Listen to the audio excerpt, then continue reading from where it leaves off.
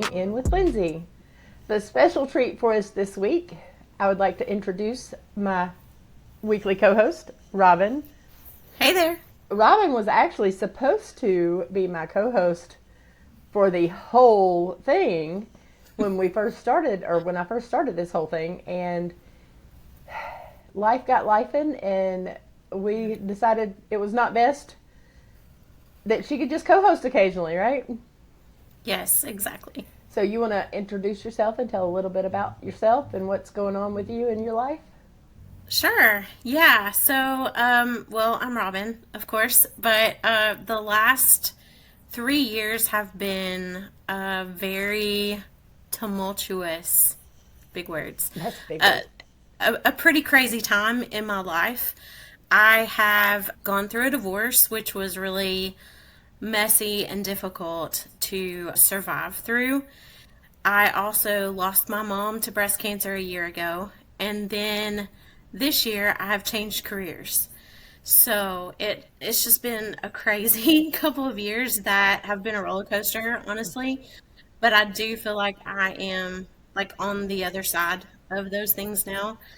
And I have learned so much about myself and have grown tremendously through the process of, you know, surviving all of that. And yeah, I'm really happy to be on the other side of those things now. And I'm definitely in a time period of, like renewal, I think. Everything has changed, everything has started over. So it's a new chapter. Girl, I feel you. I feel you. It's so awesome. I don't know that I've mentioned this on the podcast, but I also am in a big change career wise. I quit my job. Actually, I think the same day that Robin turned in her notice for her job. Yeah. So we have kind of walked through this change Twinsies. together. Yeah, twinsies. And it's awesome to have a friend to kind of bounce things off of and talk through things that understands what you're going through. So she's trying to build a photography world, Mm-hmm. and I am trying to build myself. And yeah, I'm selling myself. A No, media not selling myself, but a media empire, yes, that's Lindsay. it. That's it. Writing books, podcasts, the whole, yeah, Hmm. a world that I never thought that I would explore or be in. Right. So, all right, y'all. Normally, my chaos story is going to make you laugh, shake your head, roll your eyes at me, whatever, all those things. Today's chaos story isn't crazy or funny, it's heavy. And trigger warning, I do mention sexual assault, so if there's anybody who needs to close out or prepare your mind for that, just I wanted to let you know. But this is the kind of chaos, the kind of story that changes you. The stuff most of us don't talk about, but probably should. It's something very personal about how my relationship with food became a way to protect myself. I had used it for comfort since I was a small child, but it became a new role when I was a teenager. And then we're going to talk about how family comments, friends' comments throughout the years have added to that battle. It's not easy to talk about, it's not easy to tell, and the whole episode won't be real heavy. So just sit back and relax and go along with us. I know that I'm not the only one who's carried something heavy in silence. So I want you to know, if you're out there and listening, that you're not alone. And I'm sharing my story so that somebody else may have the confidence or courage to do the same and know that healing is possible. So, all this gloriousness did not come just because I love food. I do love food, but that's not the whole story. I gained a lot of weight because it felt safe. As I said, I started using food as comfort as a child, but when I was a teenager, I went through something nobody ever should, and it was with someone that I should have trusted. My dad had a friend over, and he had too much to drink. And I woke up in the middle of the night with this man in my bed.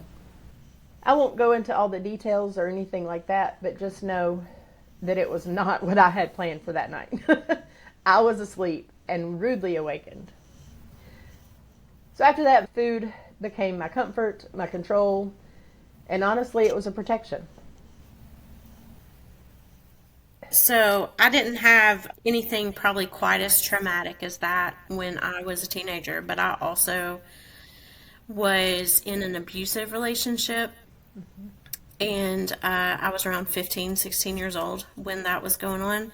And I had that same defense mechanism where I decided if I were ugly enough, nobody would mess with me.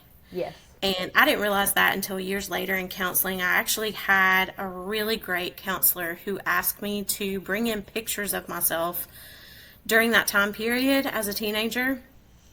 And I brought in all these pictures and we laid them out in order of like my timeline. And 14 years old, 15 years old, 16 years old. And she looks at these pictures and she points to one of them and she's like, right there is where the abuse started. Oh, wow. Yes. And I was like, how can you tell that how can you tell that from a picture of me? And it was where I had done a few things. I had cut my hair super short, like above my ears. My hair was very short. And I had started wearing glasses, which I'd never done before. I quit, trying to wear makeup or anything. I was wearing sweatpants and I was starting to gain weight. And throughout probably the 5 years that I was in that relationship, my appearance completely changed. And it was because I was trying to protect myself. If I was attractive, I was in danger. And that was really what had ingrained in me that need to be overweight. I wanted to be overweight. I chose that. And so I think that's a very similar thing. It's not just for comfort. It was also for me, it was a defense. Absolutely. It's an armor. And I mean, it's a soft, squishy armor, but it's an armor. Um, sorry, I have to use humor or it gets too heavy. No, that's great. But yeah, it made me feel less vulnerable or susceptible to mistreatment if nobody wanted to get close to me because I wasn't visually Yeah. appealing. So It's also something you have control over because I feel like, especially with childhood trauma like that, you had no control in that situation, you know? Like there are very few things that you could control. Maybe the clothes that you wore that day, you could control that. But like it was very limited, but food is one of those things that you generally can control. And so I think that was part of it for me too, is like I'm going to eat what I'm going to eat because it's me getting to make a decision. There's just so many things I don't have a say in, but that I absolutely, do. Yeah. absolutely. And I had never thought about until you just said it, cutting hair as being part of that.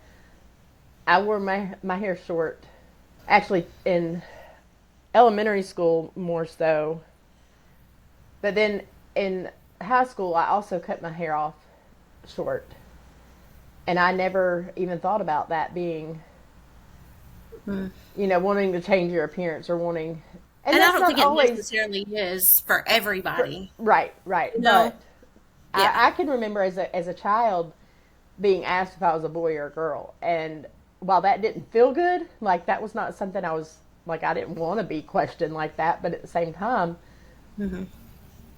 I didn't want to be. I don't know. It was like, okay, well, if they're going to be mean to me, be mean to me. Like I'll give them something to. I don't know that, but I do feel Right. like that was another defense strategy that I had not realized really until you just brought that up. It's amazing how healing happens in layers. Yeah. It's so, I have been through counseling. I have been through a lot of counseling and many different counselors, all of them not good. I have had some good ones. I've had some bad ones. And that's just a plug for anybody who's like, I've been to counseling, tried it. It's not my thing. Try another counselor.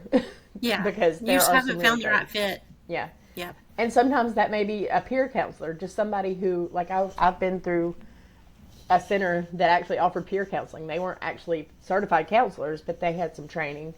So there's so many options for, healing paths. But, I say that I've healed from a lot of my childhood and a lot of my teenage stuff. But then something will happen and trigger another memory, and I'm like, oh, I still feel that.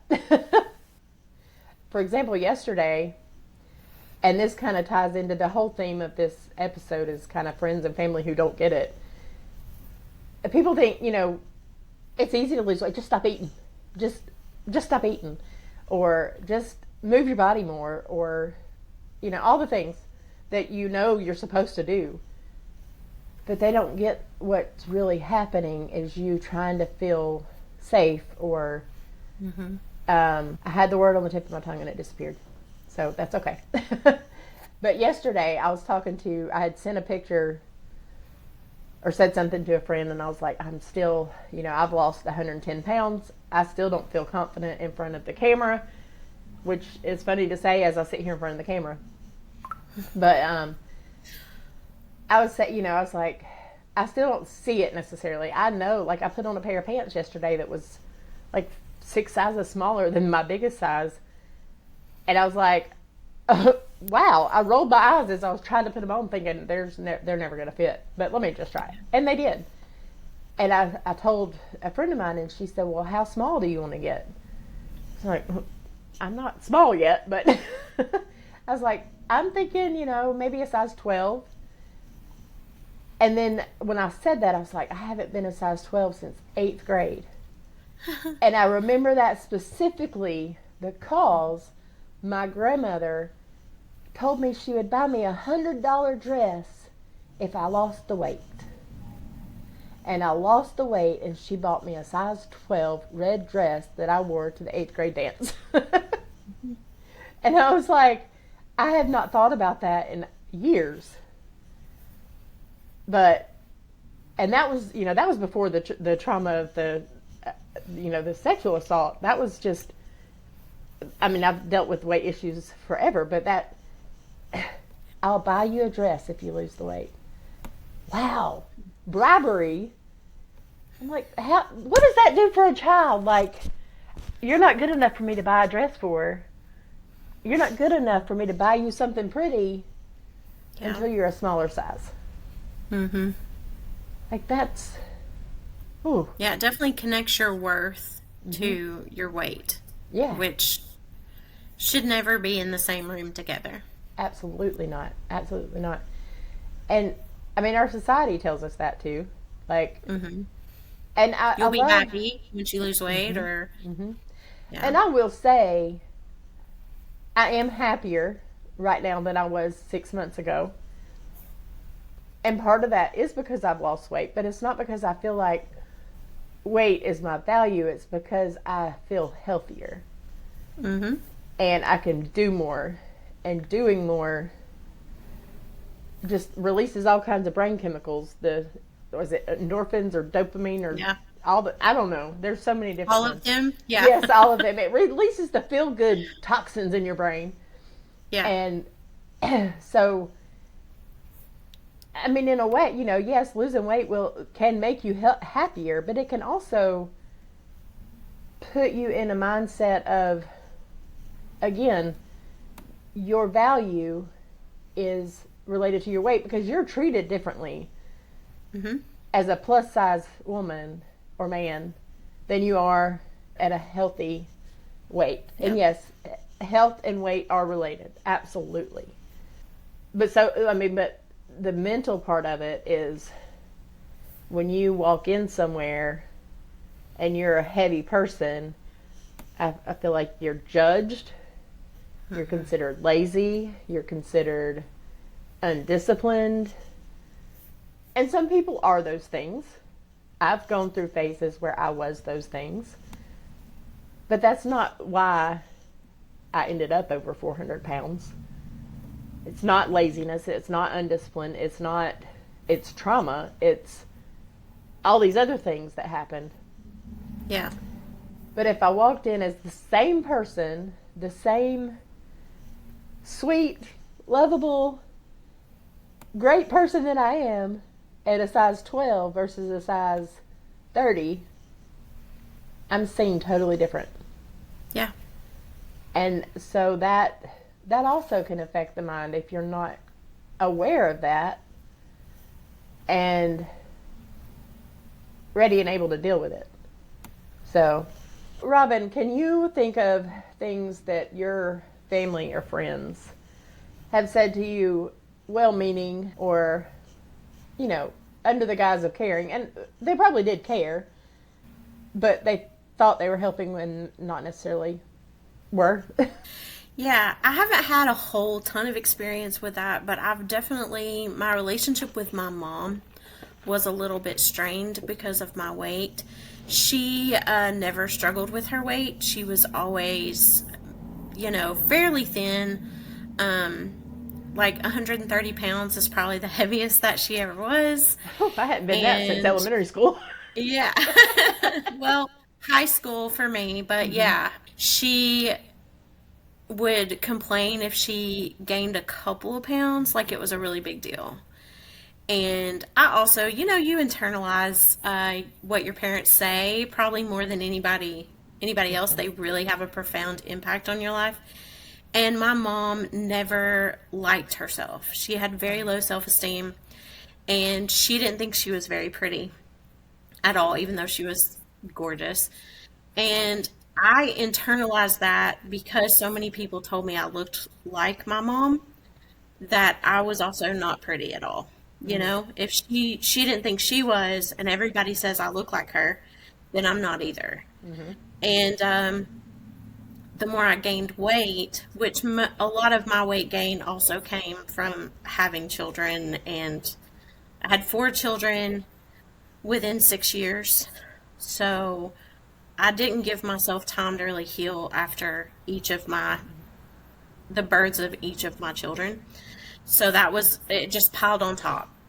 And my mom would always, after every baby, well, if you could just like lose a little more of this weight, if you could just lose a little more of this weight.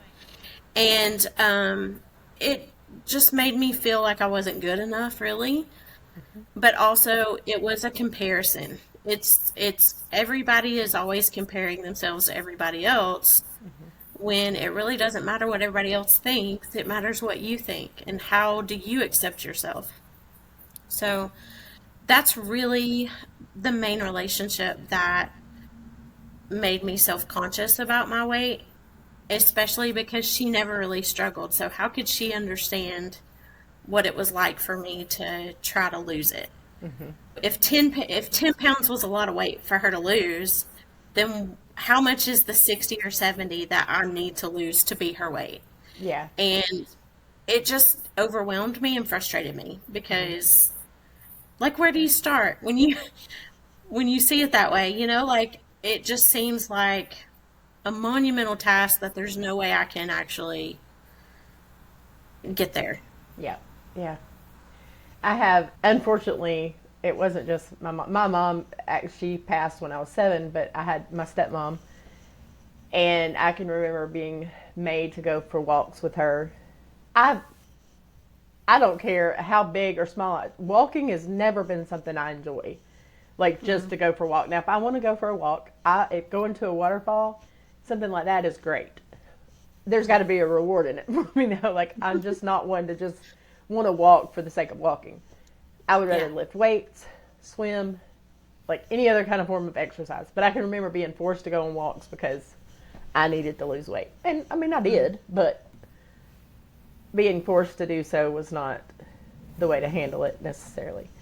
But my dad, and this is one of those memories that I don't know that I will ever forget. It doesn't sting as much now, but my sister, and I'm going to call her out, she might kick my butt, but when my sister turned 16, she got her dream car at the time was her 16th birthday gift, and I was driving a lima bean green Mercury Sable. Yeah. And which was actually a really good car. We have a Mercury now, and it's the best driving car out of the like 10 we have on our property.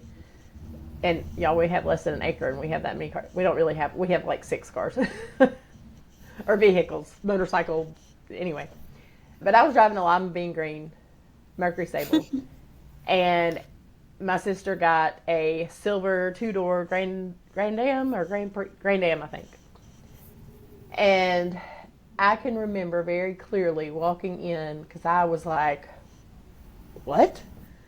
I don't think I was not at home when she got it. So when I came home, I looked at my dad and I said, when do I get a car that I want? And he looked at me and said, when you lose weight.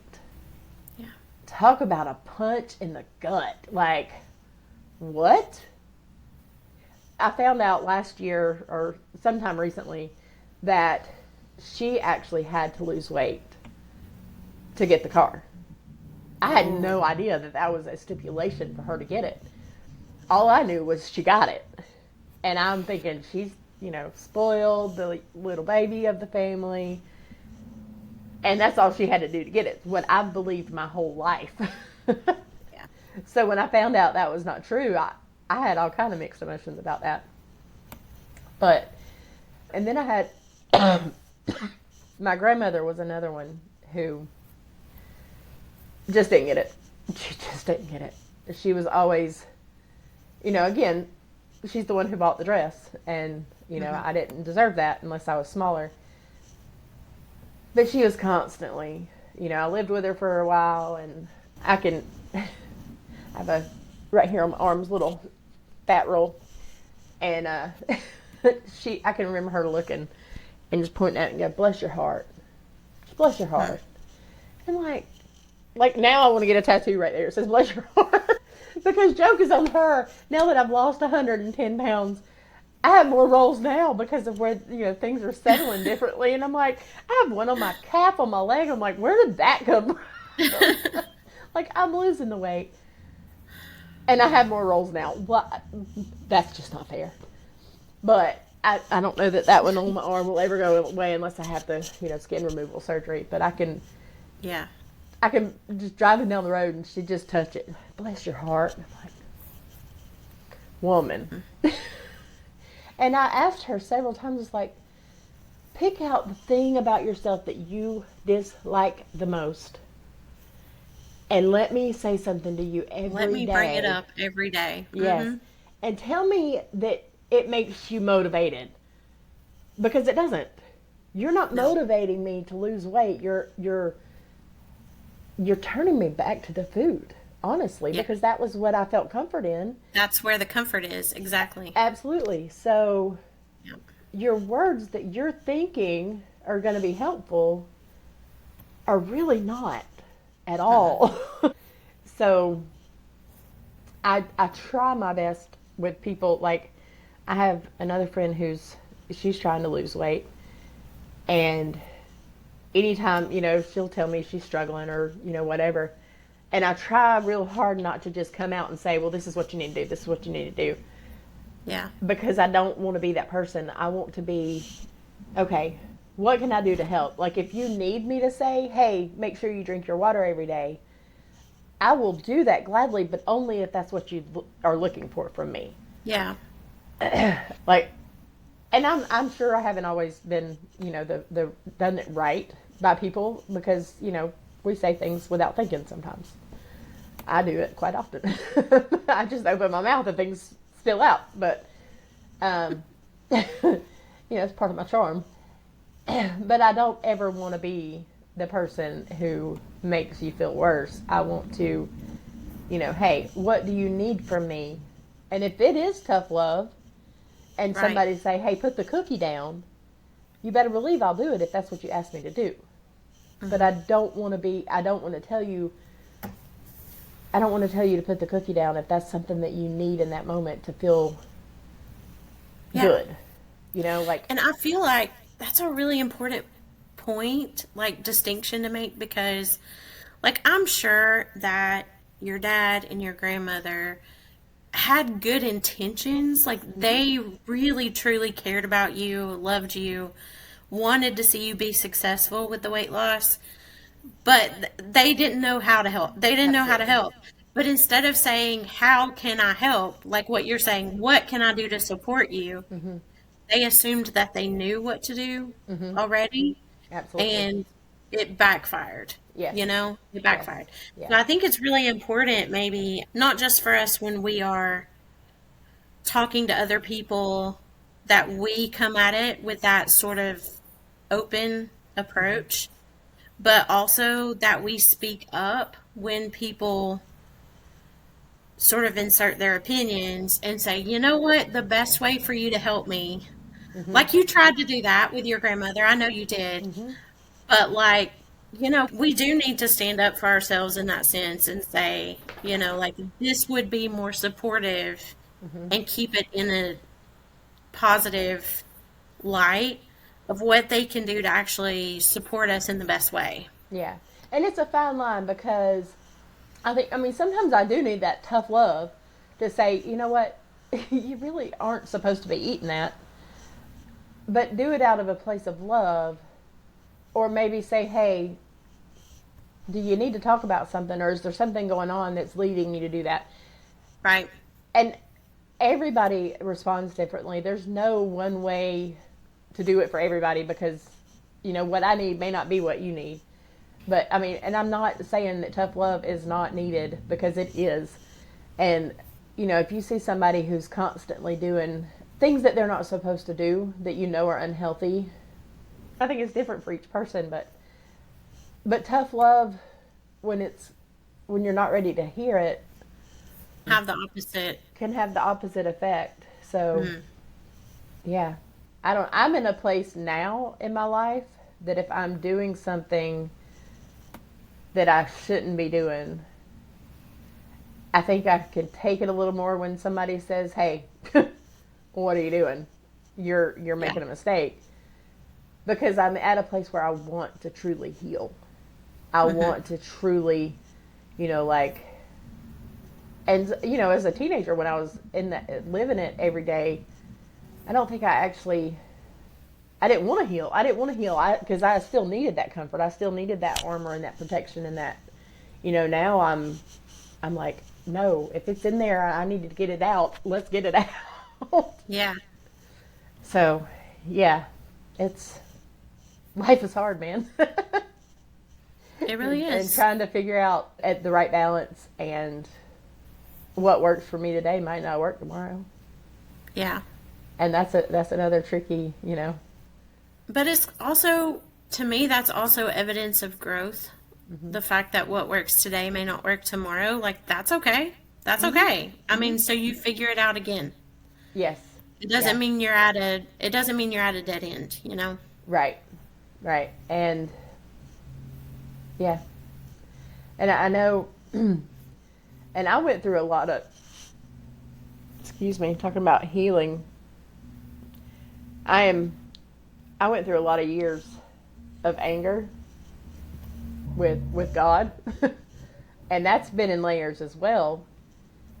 Because I probably starting when my mom died, like I was angry, like why do this? Why take, and even as an adult, I've looked back and been like, my life would have been so different if this didn't happen or this didn't happen. So I've gone through a lot of anger toward God and toward just life, specific people, everything. So I'm trying now to, although I was angry, I've not ever really just let go of faith. I've always known that God was there. I just didn't really feel him close all the time. Mm-hmm. And so now that's part of my healing is learning to trust him and letting him in to heal the parts of me that I can't heal myself by any means, but letting him love me through what I thought was unlovable. Mm-hmm. So, learning to accept his grace and his kindness and loving goodness is a process. I agree completely. Yeah. It's a journey. It is a journey, and it's one I'm glad to be a part of now. Because what's the alternative, right?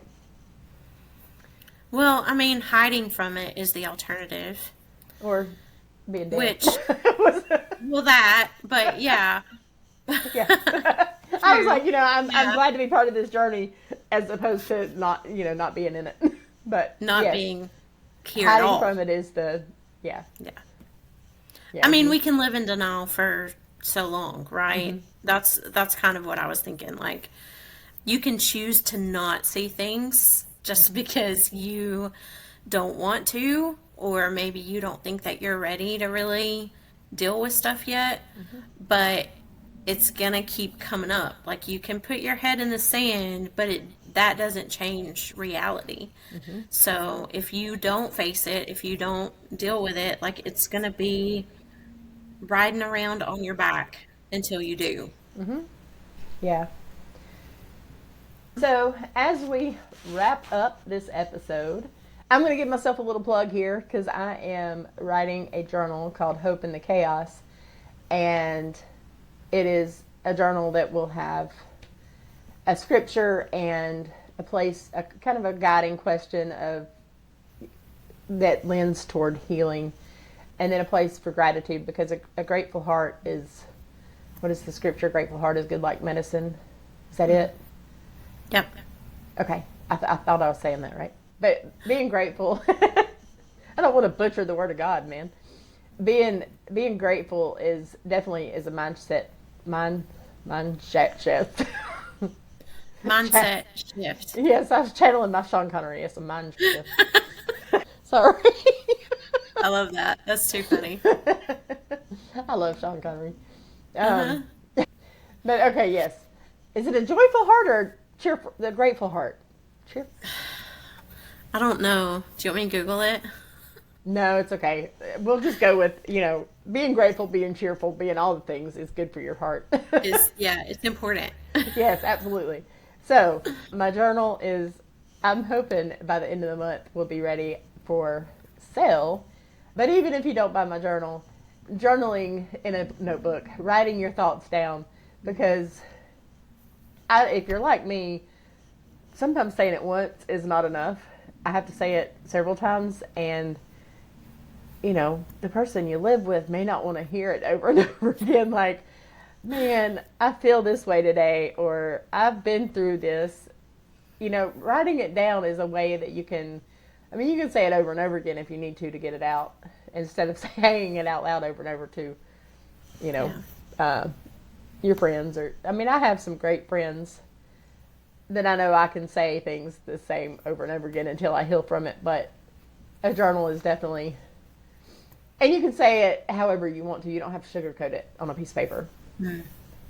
And I used to honestly be afraid that someone would find my journal and read it and be like, oh my gosh, that went through her head.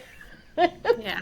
Or whatever. But, I've come to the realization that, one, if somebody reads it, who cares? Like, if they really want to get in my head that bad, then okay, that's enter at your own risk. But two, if I could always burn it or throw it away or whatever after I wrote it and got it out. So there's options. Yeah. So prayer, journaling, I encourage. Robin, do you have any closing statements, any ending thoughts that you want to share? Yeah. So I feel like, in a way, this kind of sums up our conversation, but I feel like, in general, my own journey, my past, and especially the last couple of years that I've had, the thing that has really stuck out to me as like the big life lesson is that I need to be more gentle with myself. Mm-hmm. I don't give myself enough credit for how far I've come because I'm constantly changing my goals. I'm constantly trying to do something bigger, better, Mm-hmm. whatever it is. And I don't take enough time to look back and say, but look where I was and look how far I've come. So I think that goes a long way in this whole attempt to love ourselves, accept ourselves. It's just giving ourselves grace that, we have accomplished so much. We are successful right now today. It's not just something far off in the future that we hope one day, maybe one day, we'll get there. We're already able to experience that now, and we need to allow ourselves to do that. Absolutely. And you mentioned successful, and I want to just throw out there that it is important to really think about what success means to you. Yeah. Because that's something that I've kind of struggled with lately. Like, does that mean making all this money? Yes, money is important. I want to make money, obviously, but is that really what true success is? And I won't. That's a whole different. That's a whole different podcast episode in itself. It is. I think I have to change the rest of my season now and throw that in there. What does success really mean? I mean, that's something I think that it would be worth it. I actually think so too. So stay tuned for that in a future episode. And with that, I think we can safely end the chatter of this week. Okay. And Robin, thank you for having me. Thank you so much for being here. I'm sure that I can get you on again, I hope. Yeah, I'd love to. And yeah, I thank you all for listening and hanging out with us. If anything has made a difference, let us know. I would love to hear from people who have listened to the episode. Share it out. Do all the things. You can find me on Facebook, Instagram, and TikTok at Weighing In with Lindsay, Lindsie. And Robin, if you want to give yourself a plug, now's the time. Sure. Okay. You can find me on TikTok. My username, I think, is Little Bird Photo. I think it's Little Bird period photo. I'm also on Instagram as Robin_Little Bird Photo, and on Facebook as Little Bird Photography. Girl, you need to streamline all that and make them uniform. Yeah. All right. Well, you can probably search Little Bird and find her. Probably so. Yeah. But anyway, I think best thing to say now is peace out. Yeah. Peace out.